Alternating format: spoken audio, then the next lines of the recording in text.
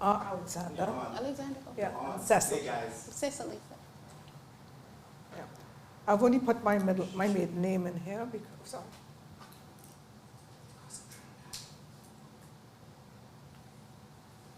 Hi, and welcome to Real Talk, Straight Talk. You ready, Colin? Yeah. Okay, perfect. Hi, everyone, and welcome to Real Talk, Straight Talk. My name is Angel Siga, and I am your hostess tonight. With me today, I have two beautiful ladies sitting beside me. To my right, I have Jennifer Slade, welcome, and Cecily Alexander. So as you all know, we are actually discussing the road ahead for women, since we all know it's going to be Women's International Women's Day next week. So we thought we'll just get a jump start to just getting you aware that we are here. Getting you familiar with the fact that women are existent in this country, and we are going to be doing amazing things. So just to start off, I'd like to just give a few shout outs to our sponsors. A big shout out to RBC for sponsoring us, Oli Agency, they're the interior decorators, and Up Like 7 Barbershop. And we also have the Pride. Would like to thank them as well. Soul Kitchen. Are they in Ottawa? Oh, Hamilton. Hamilton, yes. And then we've got our Paranite Bar and Grill and the Triniman, as well as United Cuts. Did I forget anybody? Rhythm Movements, and of course the Fixed Ink where we're shooting today. So thank you so much for joining us. I hope you're going to enjoy what we have to tell you and talk about today. So just jumping in, I'm sure you are familiar with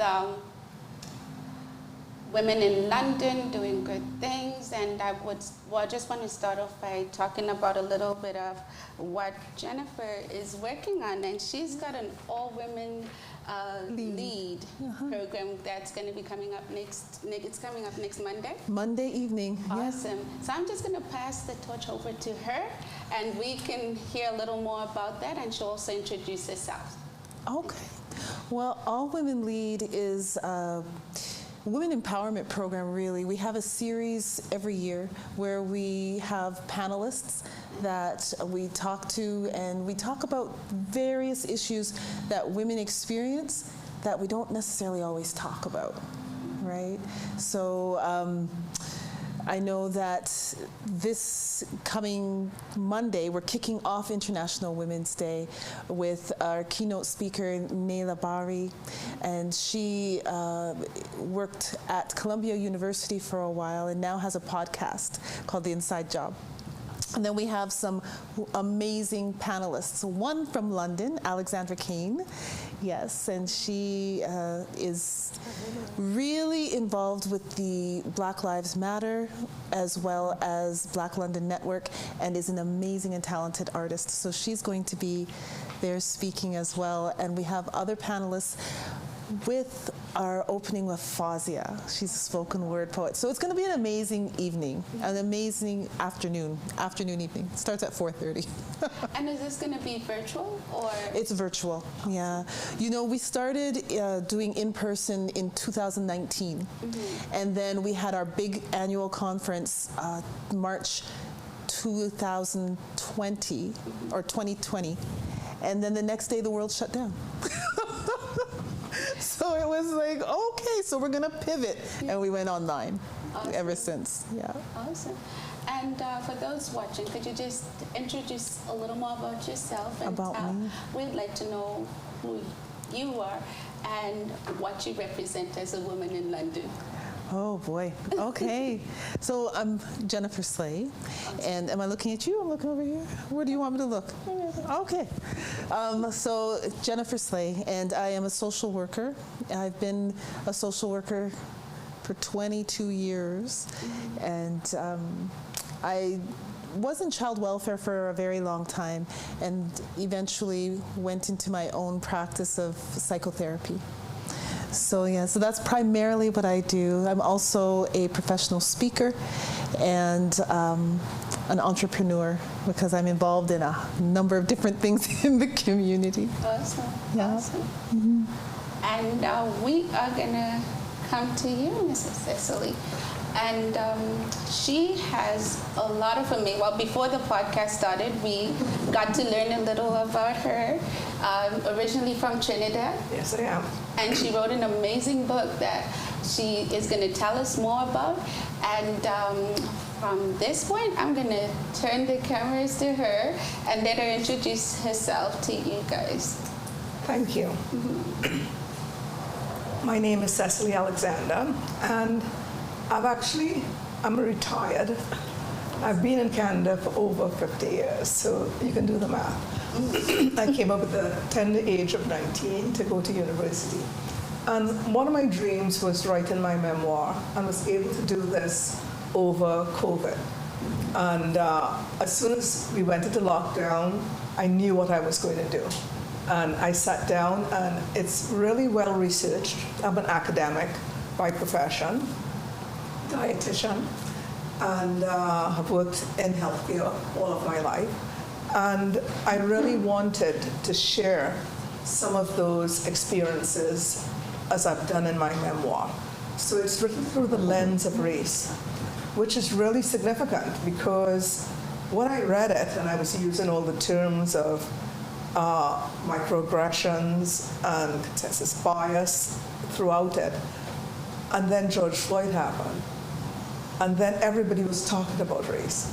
So in a way, it's actually quite timely. But in terms of what this memoir has helped me to do is talk more about race in an educational sense. I live in a white world in London. Most of my friends are white. My husband, who's deceased now for 11 years, was white. So I want to educate my white friends in terms of how they can be allies to the Black community and people like myself. I don't want them to say, I don't see your color. I say, please see my color, because I walk a different path than you do. And my experiences are different. So in terms of International Women's Day and us looking to the future, and I think it's break the bias, and we want to get into a more gender equal world that has less bias and discrimination. And I'm just going to interject. Sure.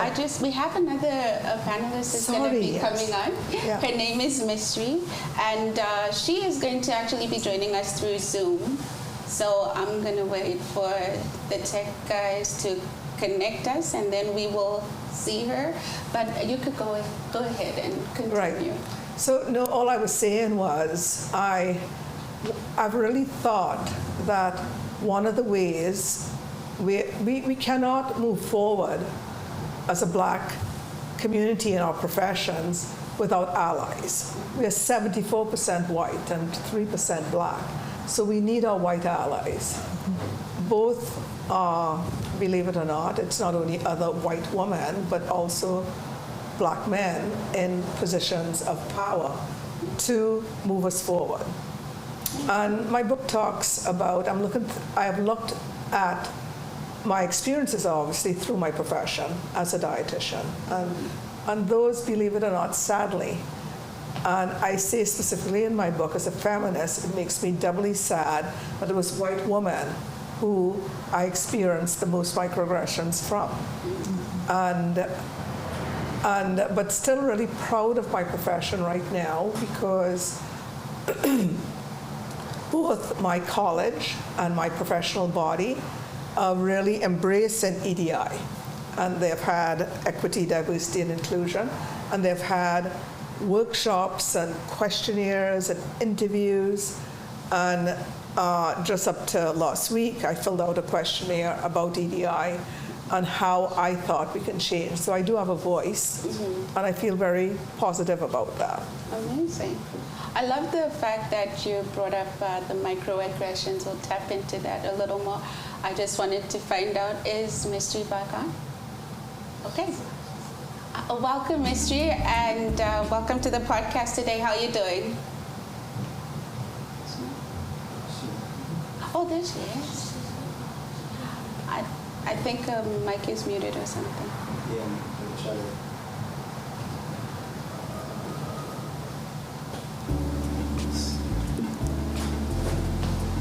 World of technology. I know. It happens. We can't do without it though, can we? Oh, you can't hear. She can't hear. She can't hear you. Okay. He's working on it. So whilst we're waiting for her to come on, I was just dabbling onto what you had said about microaggressions from different people. As a black, I find as a black woman in London, I moved here in 2018, and it became so obvious that I was black in a white country, because I moved from Scarborough. There were more black people there, and I would go to work and there were more black people there. So it was like there was a good balance. So I felt like, okay, I was home, I was comfortable and all. But then coming here, it's like I worked at a company where I was the only black person. Right. And that was very uncomfortable for me. And like there were some microaggressions. Like white people kind of say certain things that they're being a little racist here, but you really can't say much about it. But I feel like as I grew stronger in believing who I am, and also just loving who I am, loving my color. And you mentioned the George Floyd movement that happened. That kind of made a lot of people confident in who they are. But I mean, that kind of made me feel like, unseen now. You know what I mean? But it's sad that it took someone's life for people to recognize, because I went to change my tires one day, and then I'm just in there. I think it was just 2 days after it happened, and there was this older lady and a gentleman, and they were sitting there, and then they looked at me, and I'm like, why are they so sad and looking at me as if something happened? And then they just said, our condolences about Mr. Floyd. And I'm like, oh, okay, thank you. You know what though? I think it was the combination of the pandemic and because George Floyd wasn't the first. No, right. And I think it's really important that we note that he wasn't the first, but it happened when the world was still. Right? And so because of that, everyone on social media saw that murder. Exactly. Right? And otherwise, you might see something on the news or whatever, and it's like, oh, you just pass it by. And unfortunately, too often we've done that. But because we all saw it. Exactly. And I think that's what made people take part and like, whoa, what's going on here? I didn't know this was happening in 2020, because it was 2020 at the time. So what are some of the challenges as a black woman, like being black in London, Ontario? Let's just start locally.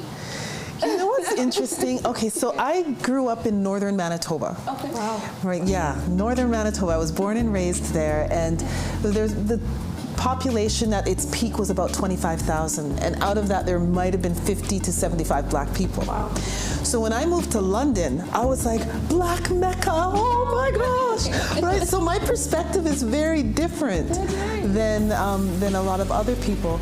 So microaggressions, I now understand. I've been experiencing them since I was a child, but I didn't realize that that's what I was experiencing, right, until the last few years when I've educated myself on these issues.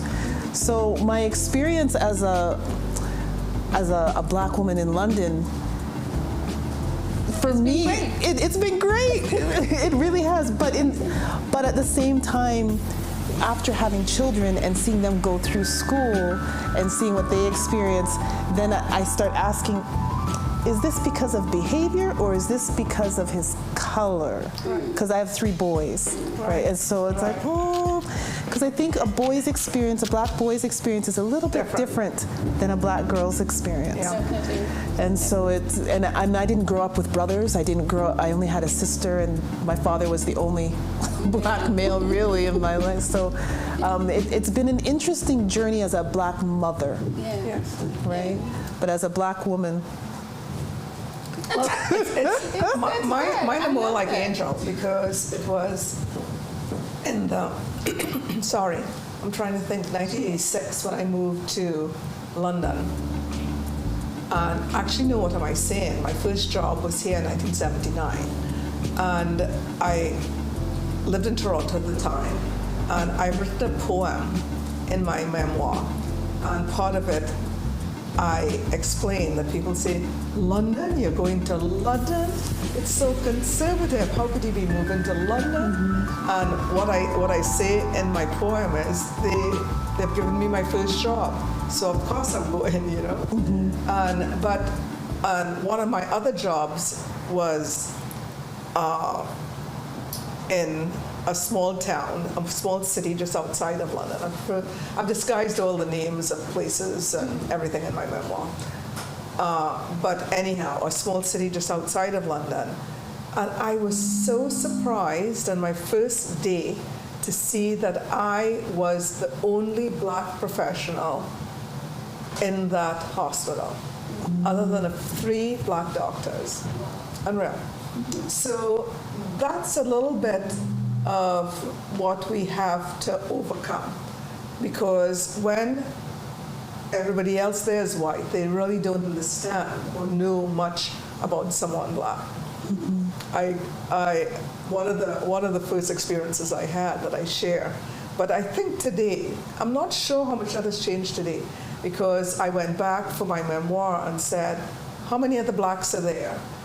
To one of my colleagues that's still there. And I think it went from 1 to 2, and 1 is left. So it's still the same. And the same person that did all these microaggressions to me is still there. But the best example I like to give is within this first week or 2 there, I did outpatients, but I was in inpatients covering for the inpatient dietitian. And one of the nurses came up and dragged the chart out of my hand. And another nurse who saw it said, what are you doing? And I'm there in a bit of shock. And she said, I thought she was from housekeeping. Ooh. So it is back to, you know, how do you think of black people? They're the ones that clean up floors or do whatever. No professionals that she'd ever come across.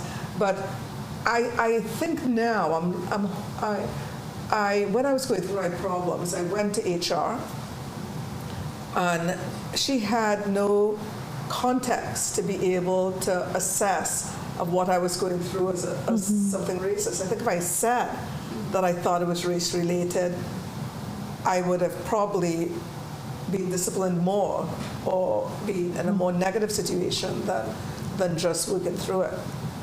But I think today, you know, I'm being optimistic about International Women's Day and 2022, that things are starting to get better, you know? But like in your situation where, as a black woman, someone saw you and they, back to those microaggressions, and they thought you were housekeeping. Well, you were able to speak up for yourself, how did you react to that? Well, it was actually this nurse who saw what was going on and said something about it. But you didn't say anything about it. I think back then, the nurse came and said she's one of the new dietitians, you know, but the nurse who did it didn't apologize. Okay, and that's just a call coming in. Oh, God, she's here. Thank you for calling in. Is that Mystery? Actually, that was the main community center, but they didn't call back. Okay. Well, like the reason I ask is just to get to this question, like, are black women speaking up for themselves? And as we get, like, as Women's Day is approaching, take away Women's Day, like as we're approaching 2022, we've come a long way where people went to Beijing and said women power and all this stuff. But are Black women still able to speak up when things happen to them, or they just kind of say, it's okay because of where we are? It's how and if you have control. What I have spoken up, but in terms of power situations, it's really it's a lot more difficult. Yeah. If the person is the one doing the microaggressions as your boss. That's why I know that your area is emotional intelligence. And that was one of the workshops I did with my students. I run a private internship program, independent practicum it's called. And within that program, the biggest thing that students have to be aware of in emotional intelligence is self-awareness. Being able to, and self-awareness, that's one of the categories of emotional intelligence, and that is actually trying to predict, if I react in this way, how this person, is it going to benefit me in the long term? How am I going to be able to deal with this? Sorry. Yeah. There's a question? Welcome to Real Talk, Straight Talk. Whom am I speaking with? Mystery. Mystery. Hi, Mystery. Welcome to the show, finally. Yes, sorry, we've been having some technical and audio issues, but I'm here now. Awesome. So,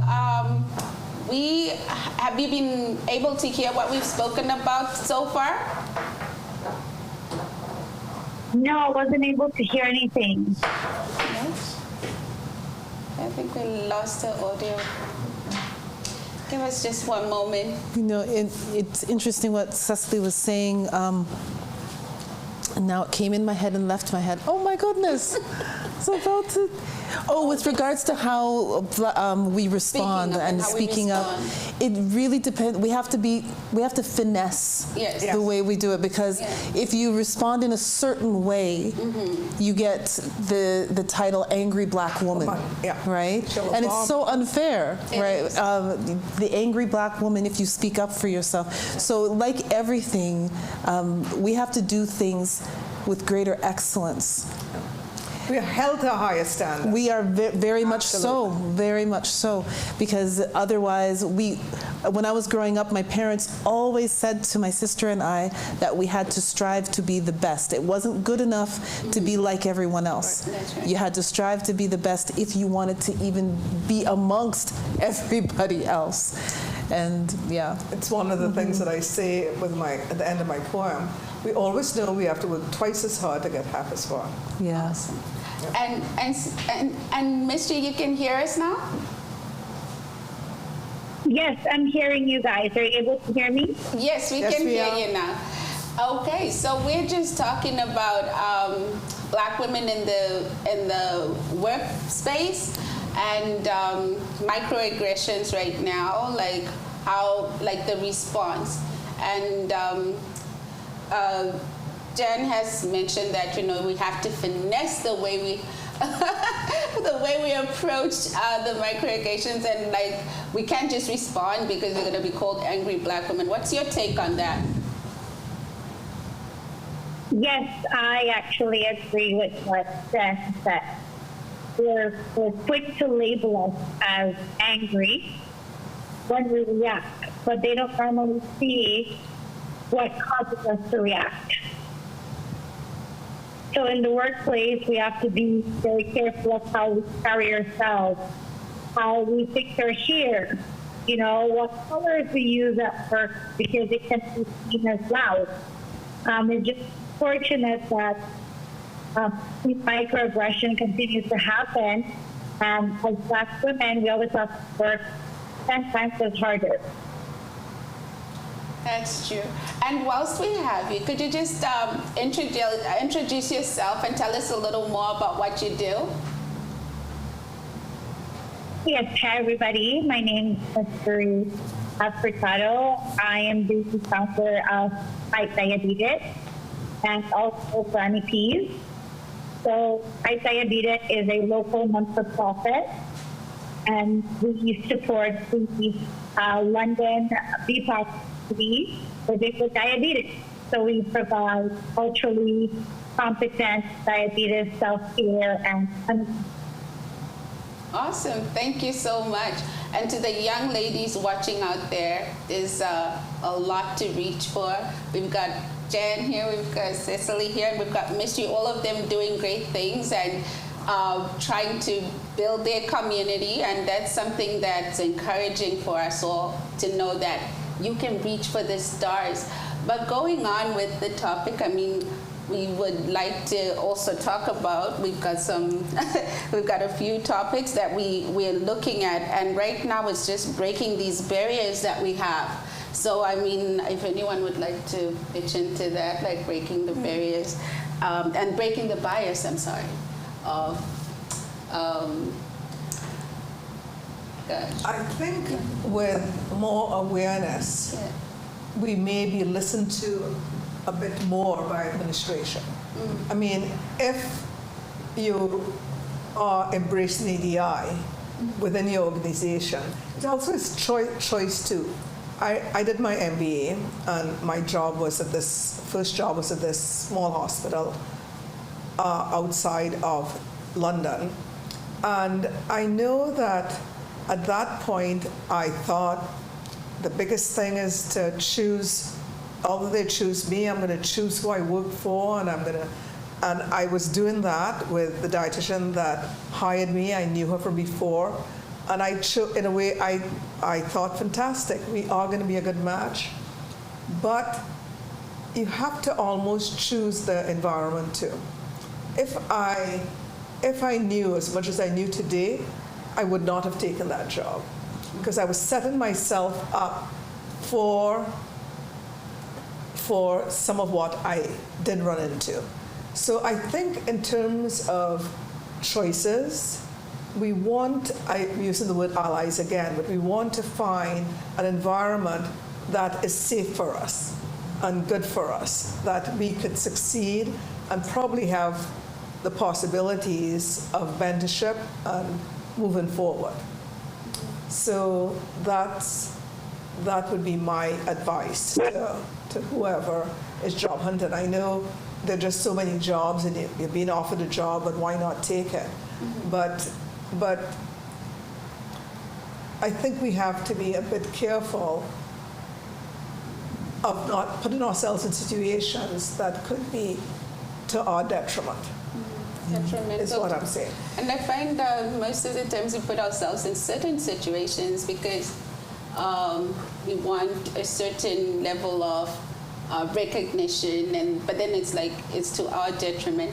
But I love what you're doing in the community, where you do mentorship to all these women, and it's amazing because we need to have that. And also with Mystery coming in, everything that you do as women is powerful, and it's amazing to hear that. Just give me one moment. So Mystery, if you could add on to breaking the bias. I think for myself personally, I found that a great way to break some of those barriers starts with self-love. Being confident in your skin, being confident who you are as a person of color, being proud of your culture. I was fortunate to work at St. Thomas Hospital as a clinical educator, and I found that I had a lot of opportunity to educate my coworkers on my culture, my food, different celebrations that I had, and I was to, maneuver certain situations, because sometimes I find that the workers or your job may not always relate to the knowledge that we have, and they don't always know how certain words or language or situations may take provoke us, right? So I think sometimes our approach itself is a great step to break some of the systematic barriers, to be bold, to exist. those spaces. It's not that you go there, that you are qualified to do it, right? And I just found that I guess my modus of operandi and how I get in certain spaces is just by being apologetic to me. Be confident and proud of who I am and what I have to offer people. Awesome. Thank you. Thank you so much. And I'm bringing it back to you. Yeah. So I want to go back to something Cecily had said with regards to being careful of putting ourselves in certain positions, and I completely agree. But at the same time, like I said, I grew up in northern Manitoba, so oftentimes I was the only in my class, the only in my school, the only in my church group. Like it's just something that's normal for me, right? And so here in London, one of my personal missions as I've grown in my 40s is that I am going to, if I don't see what it is that I want, I'm going to create it. Yeah. And then when I create it, I'm going to bring my sisters with me. Excellent. And that is, for me, how I break the bias. Because nobody, the way I was raised, nobody can tell me I can't do something. No. There's there's a way. There is always a way. It might not be easy, and people might like talk about you or whatever, and it's like, okay, that's fine, but I'm going to do it. Right? I'm going to do it. And so, and that's what I do. Every day is an opportunity for me to create or to support or to mentor, and I make sure that that's what I do. So. Yeah. And I found social media has actually become a powerful tool. It has. It's a good way of getting information out there, especially motivation, encouragement, and stuff. Because like some people go through stuff, right? And it's like they don't want to share it, but they're going through it. Yeah. But like sometimes I feel like when I go through stuff that I know could affect another woman, I find maybe I am a feminist. So I will proudly say that I am a feminist, and I find I like to motivate women, and I like to see women go places that they were told they can't go. And so for me it's more like I love listening to women talk about encouragement and holding their sister, and what you said is very powerful, bringing your sister along as you go through this journey. So for me, it's like I will do like little motivational things, like just say something or just put a quotation out there that will push someone to do something. But I love what you do. You encourage so much, and I watch your motivational little quotes every day. But that's one thing that as women, as much as I understand where you're coming from when you say we need to be careful about what we choose and where we place ourselves. Sometimes it's okay to be uncomfortable and make the people in those places uncomfortable by recognizing that I am here, I'm here to stay, and I'm going to do what you can do better. And that's kind of like my take on things sometimes. But just to round that off, I feel like my way of breaking the bias is just being me. It's like taking responsibility of knowing that I am myself and no one can change the way I am, and appreciating my color, and loving who I am, and just trying to just spread that to the rest of the world, and they're going to take it or leave it. Right. So, yeah. Misty, you got anything to add on? No, I also. Awesome. No, Okay. We don't want you to feel excluded because you're not there. I'm going to keep checking in with you. And then I'm going to keep checking if you have something just... All right, so you can go ahead with...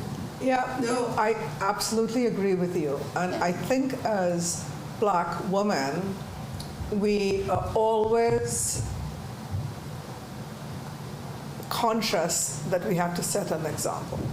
And I know in the white community, if there's something negative, whether it's by a woman or a man does whatever and it's in the news, it is not something that represents all of the white community. But if there's whenever I see something negative on the news in terms of theft or drugs or whatever, or murder or killing, or I go, oh, please, give me somebody black. Yes. Yes. Yes. Because then Yeah. that's Going to impact everyone. Everybody. Yeah. so it's knowing that and being like, be the change you want. Good old Gandhi, right? Be the change that you want to see in the world. So I'm very conscious of being a good example. True. And mentorship, you know, I taught in Russia, and I remember at one of the workshops that we had, this black student just said, Cecily, I was so excited when I saw you in class because you were the first black teacher or prof that I've had. And now that I've left Russia, I'm actually thinking, I'm not sure if within dietetics there's another black prof, you know, that's teaching there right now. Because that's important for us to be a good example or mentoring. And I take mentorship really, really seriously in terms of volunteering my time. And that's important too, as I've, over the years, you know, like even in business, in just life as a general thing, I find as black women, we've kind of like said, okay, we'll kind of wing it. But with time, like reading all these different books and seeing how other people get to higher places, you always see one thing they have in common, and they had a mentor. Yeah. You know what I mean? So and important. so I feel like it doesn't matter if you're a woman or man watching, mentorship is a very important thing. And it's like, okay, fine, and you could say, oh, I've got my auntie or my uncle, but then it's like good to actually invest in a mentor. It is. It is. Like invest in a mentor who's going to help you get and reach those goals that you want to get to. It's actually a very important thing. And I feel like even as women, when we come together, it's something that it's okay to fix each other's crowns. It's okay to say, hey, I admire what you're doing. Help me get to the next step. Yeah. Because it's not all about competition. And now I've found that it's getting better, you know, as people like you try to pull your sisters along and say, hey, come on in. Yes, it's not going to be accepted by everybody, but I feel like if we can all embrace togetherness, love, and appreciation, and also acknowledgement. Like that's the next stage I'm going to talk about. I'm sure you've got your own mentors and people who've inspired you over the years to get where you are, and you too. Who are some of your role models? That like someone who's like who's inspired you to be where you are. I could start with mine. I have had role models as women, and it's International Women's Day, so not just black women. Growing up, I always admired Princess Diana. Just she was so poised, and I loved the way she did. And then my president's wife was Sally Mugabe back in the day. She had this mother figure. It's like whenever she spoke or whenever she was around, she just felt like a mother hen back in those days when I was young. So I always looked up to her because she did so many things in the community that kind of brought up good things and started different programs. And then there was Mother Teresa. Mother Teresa is just a god for me because like I love her quotes up to today, and everything about her is just preaching on loving one another and continuing with what's in the Bible. So that for me just tied in. And then of course there's Oprah. Of course there's Oprah. There's a whole bunch of Oprah magazines over there. I love what she does to inspire. Like when she started her career, I started following from way back when, but I've just seen where she's gotten to and the things that she does, and that for me is inspiration. There's so many other people in my community who inspire me, like yourselves, and you inspire me because like when I look at you, I'm like, one day I want to be able to start something and pull my sisters along. I want to be able to do something.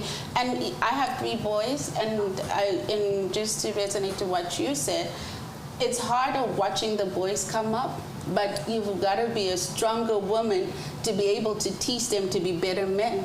A lot of women come, no, there's no good men out there, but then it's us, it's our responsibility as women to be able to raise these black men and become better. So that's just my piece. I was extremely lucky in my profession, and she passed away just a couple of years ago, 3 years down, to have Judith Blake. She was from Dominica, lived in St. Kitts at retirement, but within I did my internship in Montreal, and at the end of our internship, we were able to attend the Professional Association meeting in Ottawa.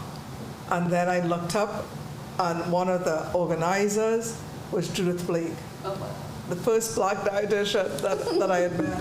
And oh my gosh, you know, she mentored me. If I was in Toronto with my backpack from London, my first job, I could stay at her place overnight, and she just mothered me, you know.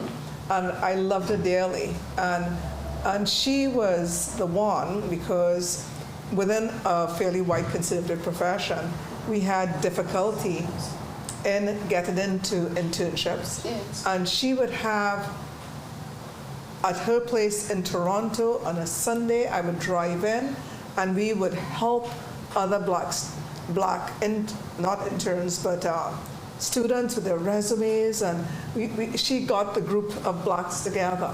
But she was my mentor all the way through. If I was frustrated with something in my job, I would phone her. So it's absolutely important. If I could say anything to the young people that are listening on, is to try to choose a mentor.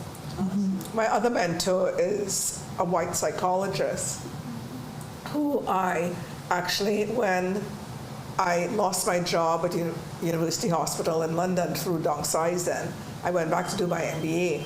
But the counselor that I had then, because they supplied you with a counselor, ended up being one of my best friends and my mentors. And up to today, actually she was at my place today, helping my son with some things to do with his business. But she's become one of my dearest friends. So that's something. Yeah. And Mystery, let's hear your inspirational people and people who mentor you. Yes, I have a few mentors, but tying in what we're talking about breaking barriers, having a mentor is also part of that, right? Because if you see somebody else doing it, you yourself feel like you can see. So it's very important that you seek mentors that we are able to model ourselves off. So for me, my biggest mentor is my grandmother. I admire how she carried herself as a single mom, and she had 7 children. Wow. And, to be able to raise 6 sons and a daughter, and that, as you mentioned, how to raise 4. And my grandmother didn't finish like primary school, but so intelligent, read, write, English, history, mathematics, and she's just all around holistic person, to the point that I modeled organization and profit business based on the values that she's in. And I feel that because of her, I am able to weather any storm or climb any mountain, that's her guidance. I admired her. I remember her quote and just her life lessons, that our elders, very intelligent, lighter, right? They have gray hair. And, by listening to her, I feel like it helps us to fall to the businesswoman or the mother or the change person we want to. So for me, 100%, it's professionally, as a trained first, I would say my preceptor, largest referral hospital, We believe she was so. I remember the maternity ward. I cried, but it's because she was preparing me for the real world. At the end, she sat me down. I actually got like my heart. I'm one of the only persons to actually like her give me a, because she was thorough. And because of that, I feel like I have that. I super organized, how to handle grumpy clients or clients going through so much life to reach them. Those are my top two. And of course, she's a powerful woman. She's actually of the capital city of Queens. And she was the first white mayor who is of African descent, of darker complexion, and she was able to break some of poverty because, as my grandma had said, it was able to ensure that all 7 of her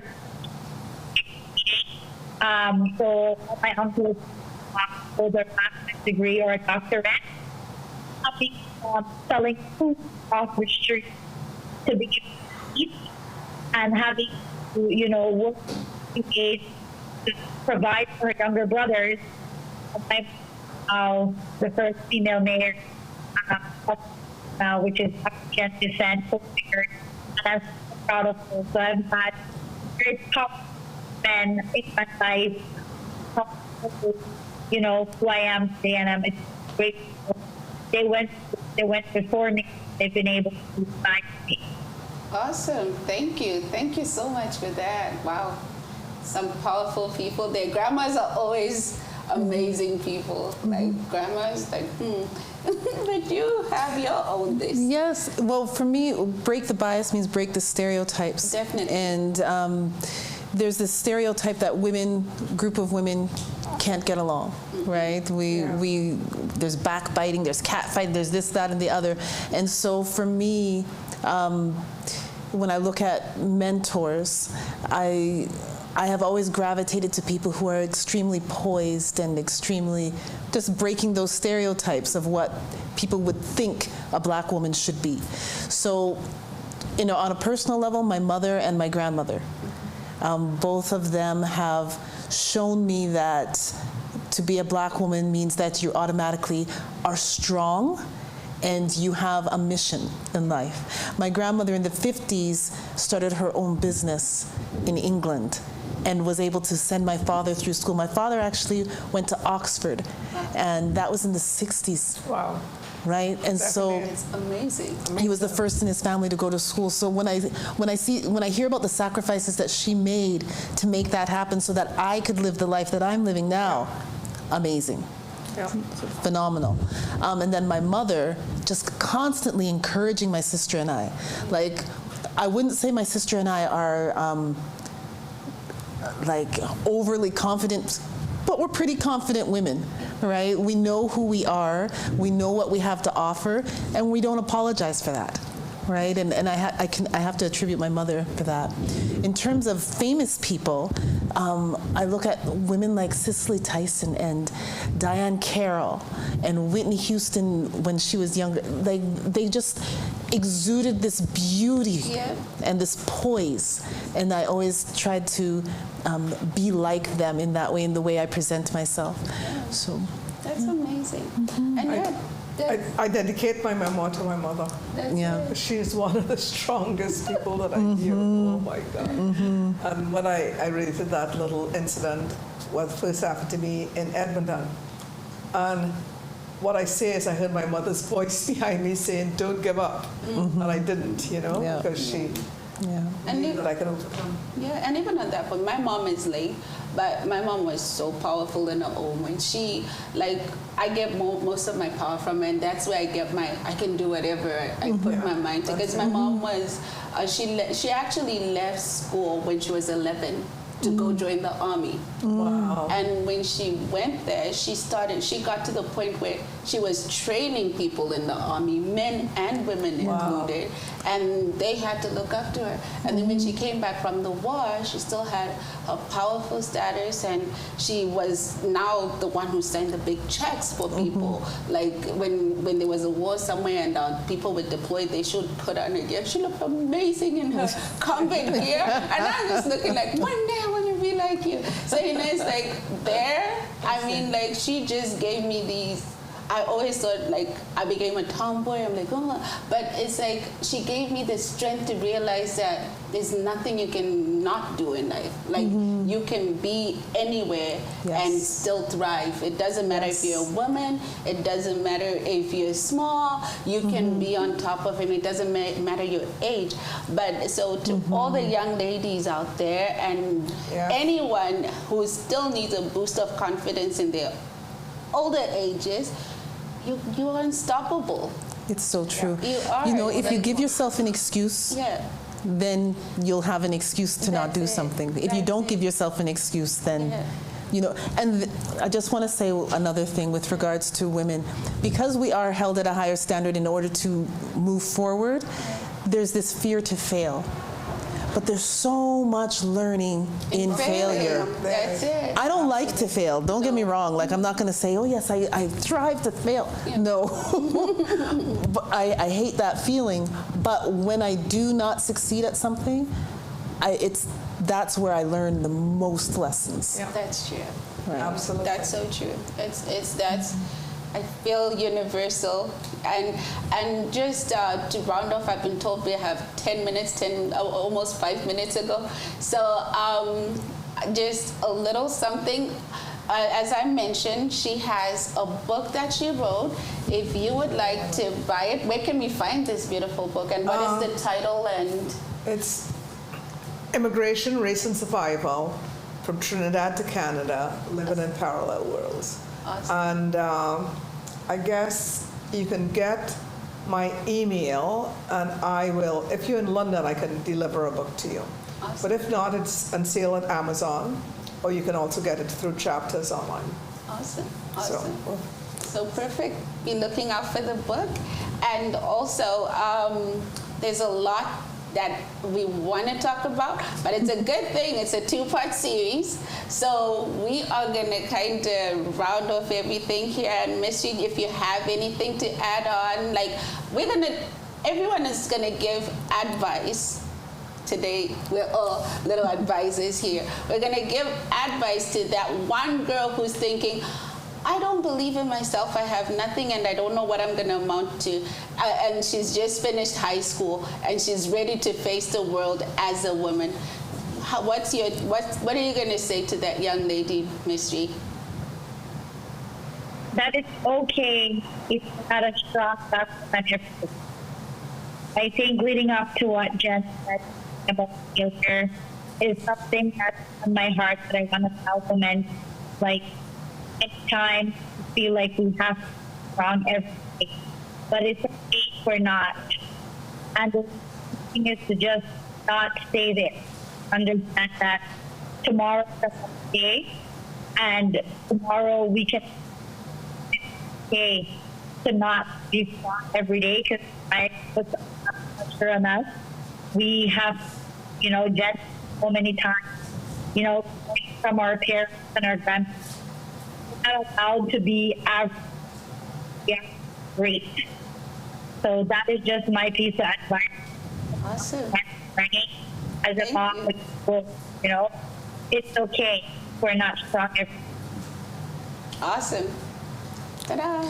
Okay, well, there are 8 billion people on this earth, and each one of us is unique. There's nobody else on the earth that's going to be like you, and therefore you have a purpose, right? You have a purpose. And so what I would advise any young woman to do is to do it, what Cecily was talking about before with regards to that self-awareness. Become increasingly self-aware, love who you are, and determine how you're going to show up in this world. because every one of us has something to give and something to provide to this world that nobody else can do. Awesome. It's okay to not know what you want to do right out of high school. Yes. I mean, you're how old? 18 years. And if we live until we're 80, it's a long time. Quite a while that you have to figure that out. I remember when I came up to Canada, I said I came to university. But people at home kept saying, when you started? Because I didn't know what I wanted to do. It took me 2 years to do that. Yeah. So it's okay. It'll come to you as you grow and develop and experience. Yeah. And what you start now, 10 years from now, you might change. Yeah, sure. And that's okay. Awesome. So my advice is to you is whatever they told you before is a lie. It's a lie. Like whatever you've been feeding yourself to feel the way you feel today, all that is a lie. You're amazing. You heard all the advice the ladies gave you. It's okay to not know what you want to do. It's okay to be who you are, and it's okay to stand out in a crowd. It's okay to just be. And it's okay to achieve what you want to do because you're the only one. There's only one you, right? Out of these 8 billion people. So I guess please join us again next week for part 2 of The Road Ahead. And what is ahead for us as women, we will be looking more in depth about what it is that we need to do as women and how we can become better people in our society. And I would just like to go back to Jen and so that she can talk about her program, just to give you a quick reminder of this coming Monday, the 7th? The 7th of March, 4:30 p.m. There's All Women Lead. It's a virtual event, and it will be from 4:30 to 6:30. Please go to Eventbrite, or I believe that the information will be there, but it's All Women Lead. Lead Now is the series, and it's going to be amazing. It's the kickoff to International Women's Day, which is on the 8th. Fantastic. Awesome. So we're looking forward to this epic event, and please make sure you look on the website or on the Evolution page. We will have the email address for you to purchase a book, and it will be on chapters as well. So Amazon. and Amazon. So we have all these beautiful things happening. So this is a big shout out once again to all our sponsors. I'd like to thank everybody I'm going to pull out my book. I'm not as proficient as Colin, so I'm going to pull out and say a big shout out to Soul Kitchen. Another shout out to Pride London, and we're going to also say Up Like 7, big shout out. And Oli Agency, we'd like to thank you for your support. RBC would like to thank you. United Cuts, thank you once again. And Trini Man Kitchen, thank you. We also want to thank Soul Kitchen, if I haven't mentioned them. And the Wynn Community Center, thank you so much. And thank you so much for being in the Fix Inc. And with that, this is a Fade to Black. Thank you so much for watching Real Talk, Straight Talk.